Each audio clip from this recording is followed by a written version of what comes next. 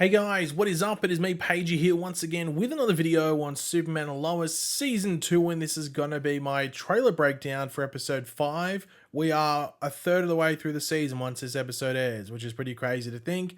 Gone really quickly, but this episode is called Girl... You'll Be a Woman Soon. But yeah, let's watch the trailer. Why didn't you tell me that that thing you were chasing was you? It's not me. We're on the same side here. Every day I believe that, just a little bit less. I made a huge mistake. My family's about to pay for it. What happened is not your fault, Clark. Superman and Lois, new episode Tuesday, February 22nd, only on the CW. So last episode was a big episode. I don't know if it was my favorite episode. It's hard to tell because Superman and Lois is extremely consistent, where the best episode isn't far off like just an average episode, if you know what I mean. But we had a lot of stuff going forward, or a lot of stuff, you know, starting and then going forward, whichever way you want to put it. But we had Lucy Lane coming back into the picture. She's involved with this inverse society, or pretty much a parasite cult, because the leader is Parasite in the comics.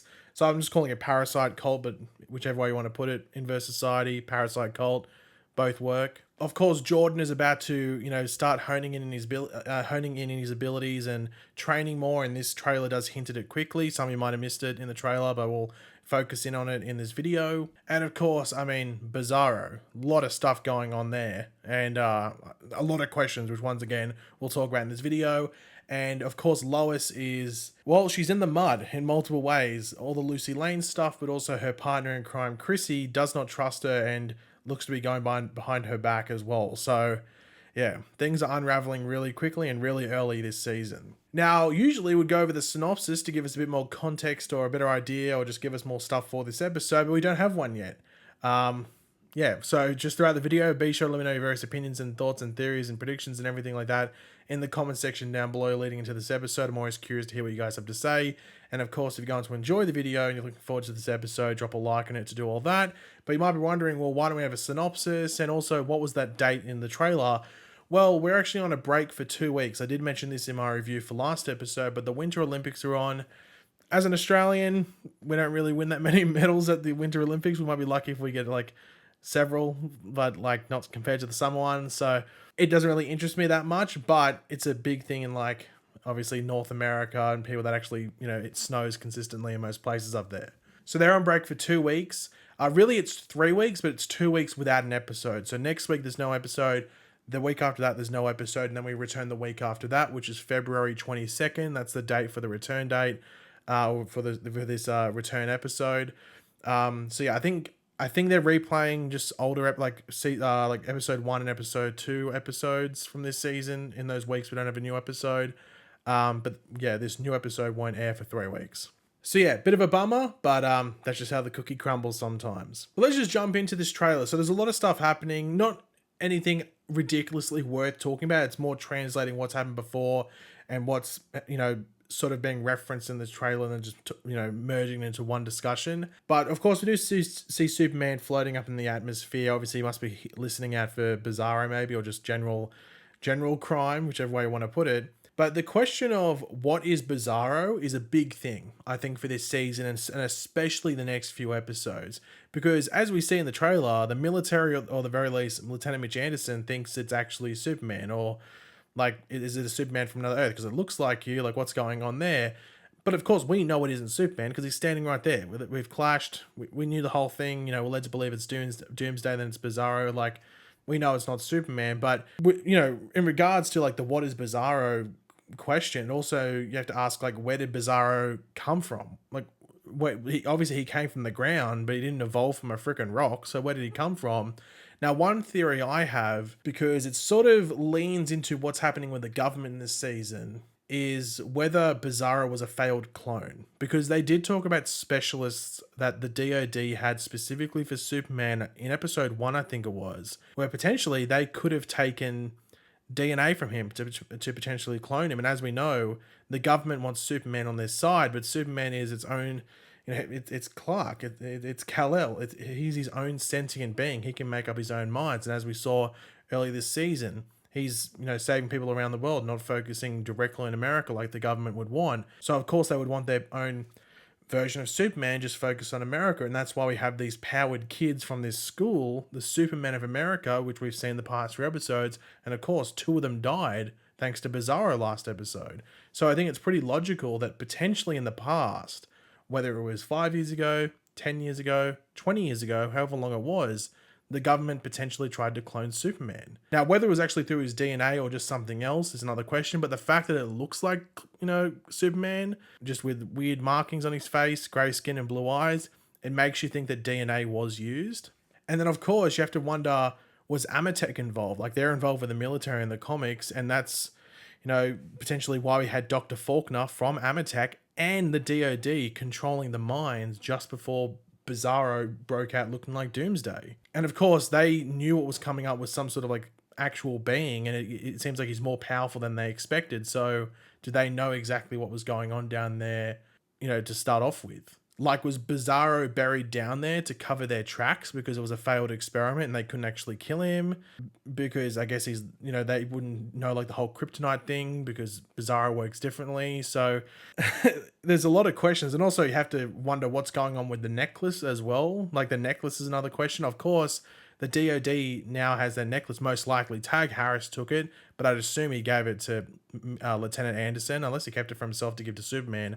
We don't know, but I'd assume the DoD has that. But still think there are a lot of questions that have to be answered around this storyline to even get a proper idea as to where it is going, and also initially where it came from as well. It's going to be so interesting. But that brings up another question connecting to all of this, not necessarily in regards to something that has to be answered on the show in regards to a specific character, but do these storylines go all season? Because it wouldn't surprise me too much if both the Bizarro storyline and this, inverse society or parasite cult storyline, they go on until maybe episode 7 or 8, and then there is a change where something else happens in the back half. But it's hard to tell. Like, going into this season, I thought that might be the case, but it's hard to tell just because there is so much still left to be answered, especially with the Bizarro stuff, that I'm like, could they finish that all in 3 episodes, 5, 6, 7 until that point? Like, it's not a lot of time. But then you got to remember there's still 11 episodes to go, including this 5th episode. So could these 2 stories go that long? Like, I am really unsure where the season's going to go in regards to that, and that's what excites me, because things just surprise you all the time, especially this season so far. But in regards to some of the other stuff in the trailer, it's not really specifically related to something revolving around Bizarro, and a question that needs to be answered there, is that we do get the funeral for who would I assume would be the 2 Supermen that were killed by Bizarro last episode. That's what I'm assuming it would be, because it's important to remember that they are actual people.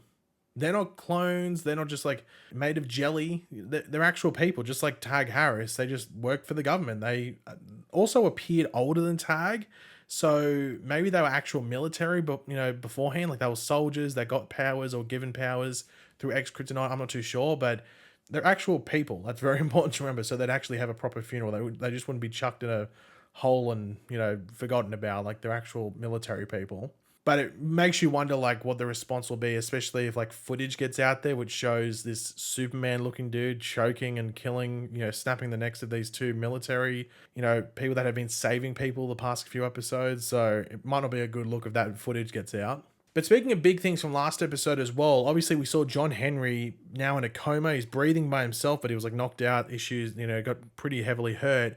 And Natalie was pretty distraught by that. And I do wonder whether she will fix the steel suit herself while John's, out of commission, and maybe she might fix it to suit herself more. Now, from what we're led to believe in season 1, she can use the suit as well. It's connected to both her and John, and I wonder if that would happen. It's more to remember that in the comics, Natasha Irons, I think her name is, becomes another version of Steel, and Natalie is meant to be that, the show's take on that, if you want to call it. So we could potentially see that happen. But something that we know that is definitely happening is Jordan being trained by his grandfather, Sam Lane. And as we can see in the trailer briefly, we can see here Sam taking Jordan and Jonathan to the bunker in the barn, where, of course, Clark's ship is and everything.